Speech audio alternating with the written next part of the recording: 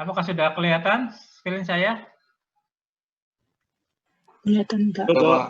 Oke, kita mulai ya.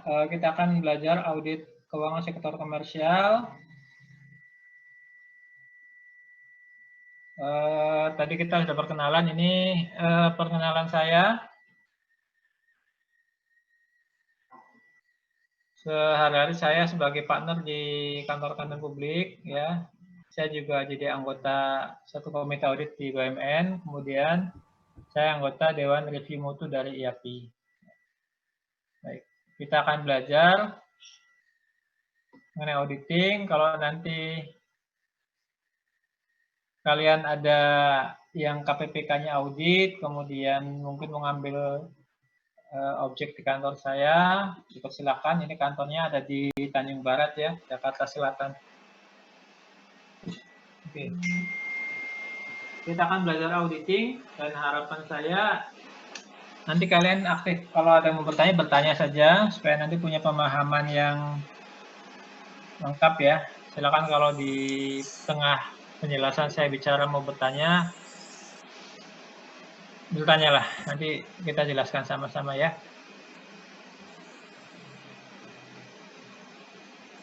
Jadi tujuan pembelajaran kita hari ini, kita akan belajar tentang auditing, kemudian bagaimana membedakan auditing dan accounting, kemudian bagaimana tentang risiko audit, risiko informasi, dan penyebabnya. Kita akan belajar mengenai asuransi dan non-asuransi, kemudian tipe audit, kemudian tipe auditors, dan audit report. Nanti untuk pekan depan, saya akan adakan kuis ya, materinya materi hari ini, sama materi Rabu depan. Dan saya juga akan ngasih tugas individual untuk dikumpulkan pada hari Selasa pekan depan. Jadi, silakan dicermati pemahaman ini supaya nanti ketika melaksanakan tugas atau menjawab soal kuis bisa berhasil dengan baik. Oke. Ini definisi auditing ya. Kalau kita bicara auditing, menurut definisi adalah proses pengumpulan dan pengevaluasian bukti terhadap informasi tertentu ya, untuk menentukan tingkat kesesuaian antara informasi dan kriteria. Dan audit harus dilakukan oleh orang yang kompeten dan independen. Jadi kalau melihat definisi auditing ini, ada 7 kata kunci ya, yang harus dipahami. Yang pertama adalah auditing merupakan satu proses yang ditandai dengan pengumpulan dan pengevaluasian bukti. Bukti itu apa? Bukti adalah semua informasi yang digunakan untuk atau digunakan oleh auditor untuk menarik suatu kesimpulan. Ya. Nanti kita bahas di belakang apa aja sih bukti audit itu. Itu kata kunci pertama. Kata kunci kedua adalah informasi terukur. Ya. Informasi terukur ini menunjukkan apa yang diaudit. Kalau kita bicara audit laporan keuangan, maka informasi terukur adalah laporan keuangan. Yang disusun berdasarkan kriteria tertentu. Ya, kalau kita bicara laporan keuangan, berarti kriterianya adalah standar akuntansi. Nah, berarti ada proses ya, pengumpulan bukti dan pengevaluasian bukti.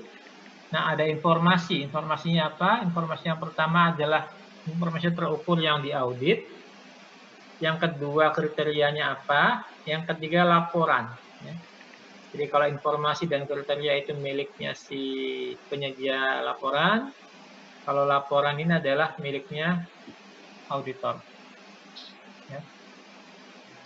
Jadi auditing itu adalah proses pengumpulan dan pengevaluasian bukti ya atas informasi yang terukur untuk melaporkan tingkat kesesuaian antara informasi tersebut dengan kriteria. Dan kata kunci berikutnya adalah adanya orang yang kompeten. Kompeten berarti orang yang punya pengetahuan, punya keahlian, punya pengalaman gitu ya, yang disyaratkan pada tingkatan tertentu. Jadi kita tahu bahwa seorang untuk menjadi auditor itu harus dapat punya sertifikat CPA gitu ya, ada pengalaman kerja sekian tahun, dan dapat izin dari Kementerian Keuangan. Itu baru dikatakan kompeten. Nah, kompeten juga erat kaitannya dengan pengalaman.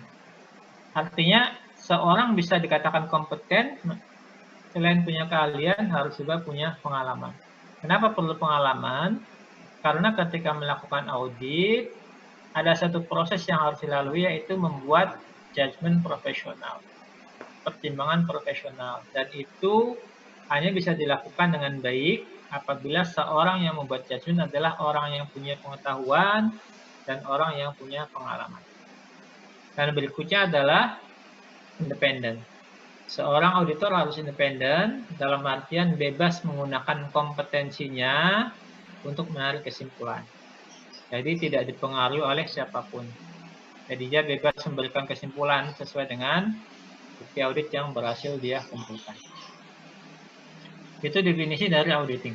Ya. Jadi nanti kalian pahami definisinya, pahami kata-kata kunci yang ada di definisi tersebut, supaya nanti berikutnya lebih mudah memahami bagaimana audit itu dilakukan. Oke, ada yang mau ditanyakan sampai di sini?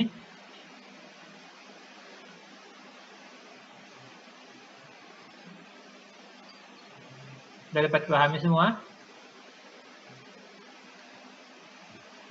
Baik. Kalau gitu saya lanjutkan ya.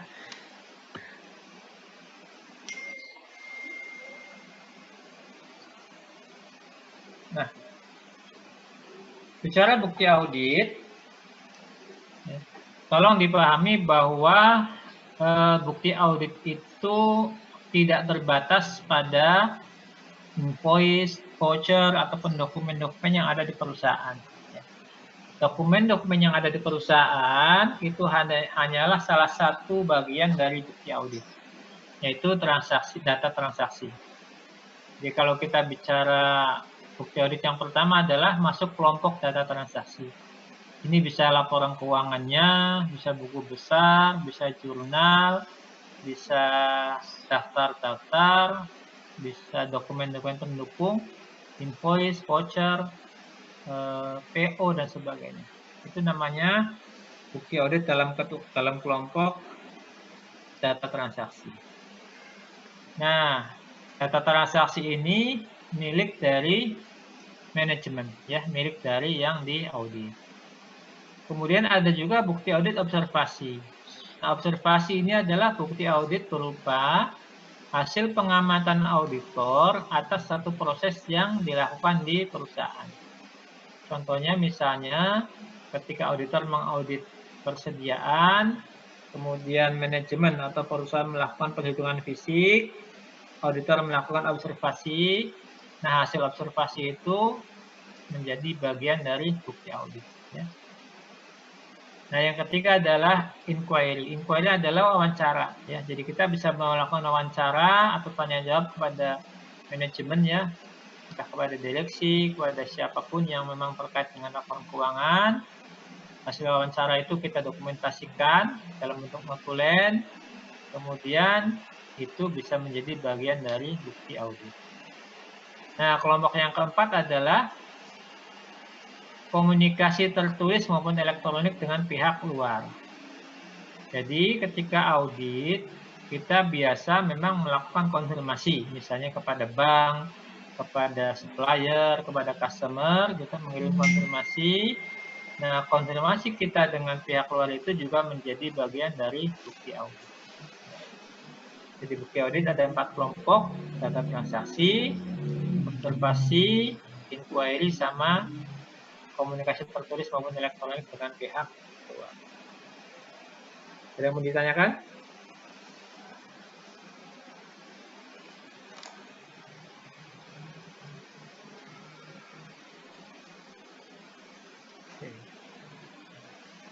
Nah, ini cerita tentang accounting dan auditing. Dari gambarnya kelihatan bahwa antara accounting sama auditing itu dua proses yang berlawanan, ya. Jadi kalau accounting itu memproses transaksi menjadi laporan keuangan, Kalau auditing adalah bagaimana menilai apakah pelaporan keuangan itu sudah mencerminkan semua transaksi, semua kejadian ya yang terjadi selama periode tersebut. Jadi apakah sudah catat semua, apakah sudah disajikan dengan wajar dan sebagainya. Itu adalah fungsi audit. Jadi auditing berbeda arah dengan accounting. Ya. Nah ini bagaimana kemudian antara accounting sama auditing ini terjadi gap. Ya. Jadi bagaimana accounting itu mencatat transaksi sampai jadi laporan keuangan, auditing mengevaluasinya untuk melaporkan tadi ya, untuk melaporkan kesesuaian antara informasi. Kalau dalam laporan keuangan berarti laporan keuangan dengan kriterianya. Nah, gap inilah yang dilakukan oleh seorang auditor. Bagaimana kemudian melakukan evaluasi sampai membuat kesimpulan. Oke, sampai situ yang mau bertanya, silakan.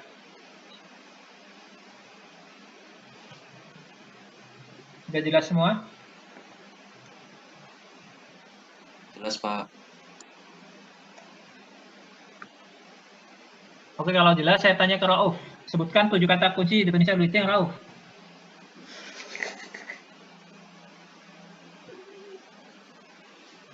Tes. Udah masuk belum, Pak? Ya, silakan. Ya. Auditing itu pengumpulan dan pengevaluasian bukti audit. Kemudian informasi yang terukur berdasarkan kriteria tertentu dan laporan mengenai kesesuaian informasi yang tadi itu dengan kriteria. Kemudian ada kompeten sama independen, Mbak. Baik. Akbal, nanti tolong dicatat ya teman-teman yang aktif bertanya ataupun yang saya tanya, karena itu akan menambah nilai aktivitas ya. Nanti catatannya dikasih ke saya habis masa kuliah ya, Akbal ya. Oke, saya tanya ke Melan deh. Melan, ada berapa kelompok bukti audit? Sebutkan. Ada 4, Pak. Yang pertama data transaksi, yang kedua observasi hasil pengamatan, yang ketiga itu hasil wawancara dengan pihak manajemen, yang keempat komunikasi tertulis atau elektronik kepada pihak luar. Oke, bagus ya. Jadi teman-teman sudah bisa menyimak semua. Kalau begitu saya lanjutkan ya.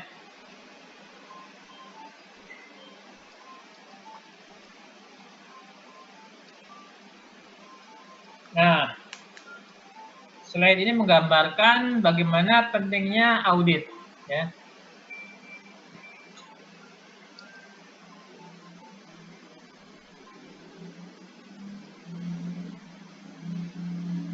Bagaimana pentingnya audit? Di mana di sini ada digambarkan ada risiko informasi, information risk ya. Jadi ketika perusahaan menyajikan satu laporan, baik laporan keuangan ataupun laporan apapun, itu sebenarnya ada risiko ya.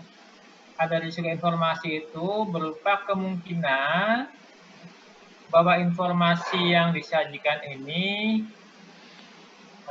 tidak akurat, sehingga keputusan bisnis yang didasarkan pada informasi tersebut menjadi tidak akurat. Nah, justru karena adanya risiko-risiko informasi itu, kemudian diperlukan satu audit. Jadi audit itu bisa memberikan dampak yang signifikan terhadap risiko informasi. Kenapa sih risiko itu ada? Kenapa sih bisa terjadi risiko informasi? Yang pertama penyebabnya adalah faktor remote, jarak atau jauh. Nah ini bisa berarti gini, kan antara perusahaan menyiapkan laporan keuangan atau membukukan transaksi, katakan tahun bukunya 1 Januari sampai 31 Desember. Dengan si pengguna laporan keuangan, misalnya laporan keuangan selesainya bulan Maret, jadi pengguna baru bisa baca laporan keuangan bulan Maret. Kalau ditarik mundur ke Januari tahun sebelumnya itu kan panjang. Jadi ada faktor yang jauh antara informasi itu terjadi dan diolah dengan dilaporkan. Kan tidak mungkin si pengguna laporan keuangan kemudian rame-rame datang ke perusahaan, nanya ini, nanya itu, dan sebagainya. Sehingga ada kemungkinan risiko di situ. Yang kedua, penyebab risiko adalah memang risikonya bias dan ada motif dari penyedia laporan untuk membuat informasinya menjadi bias. Misalnya, laporan sengaja dibikin bagus, supaya dapat pinjaman dari bank, misalnya begitu. Jadi, risiko informasi juga bisa disebabkan oleh motif dari penyedia informasi, supaya kelihatan informasi yang disajikannya bagus, sehingga menarik minat pihak lain, sehingga tujuannya tercapai. Atau kalau dalam bahasa laporan keuangan ada istilahnya window dressing.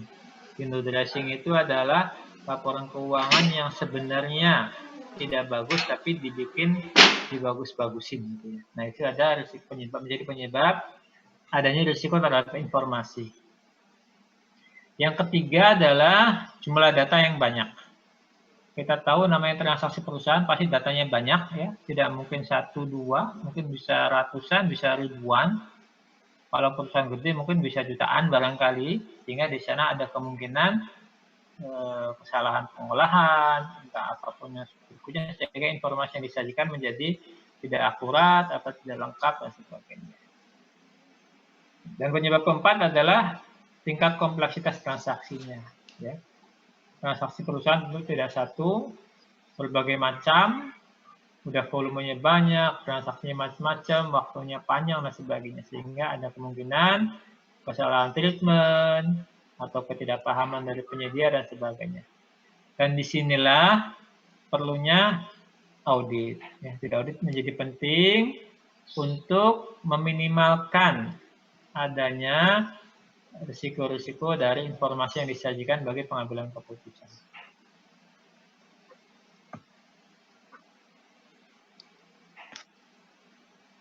Oke, ada yang bertanya sampai di situ? Silakan.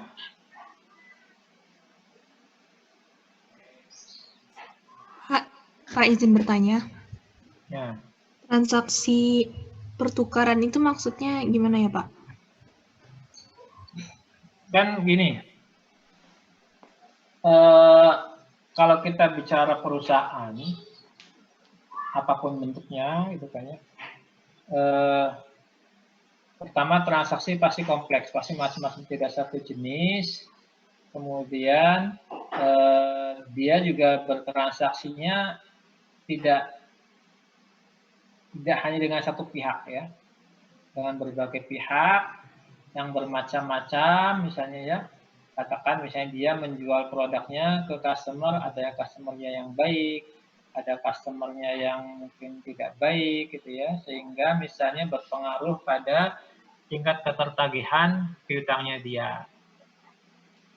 Nah, kalau misalnya perusahaan mau jujur sebenarnya ketika ada piutang yang tidak tertagih tentu harus membuat penyisihan misalnya. Tetapi kan kalau misalnya penyisihan itu dibuat, berarti kan kinerja keuangannya bisa menjadi tidak bagus. Misalnya labanya turun. Atau bisa jadi untuk transaksi-transaksi tertentu yang misalnya sangat complicated gitu ya, kemudian sementara dari pihak perusahaan tidak terlalu paham. Contohnya misalnya ada transaksi seperti derivatif misalnya ya, derivatif seperti yang sekarang diatur di PSAK baru, itu kan transaksi kompleks, melibatkan berbagai satu proses, banyak aturan, banyak ketentuan, sehingga ketika manajemen tidak paham betul, bisa jadi informasi yang disajikan menjadi tidak akurat. Mungkin dia salah buku, salah nyatet, salah klasifikasi, salah angka, dan sebagainya. Sehingga laporan keuangan disajikan menjadi tidak sesuai dengan keadaan sebenarnya. Kira-kira gitu.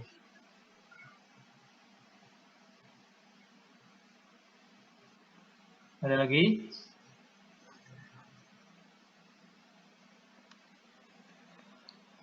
Sudah jelas semua?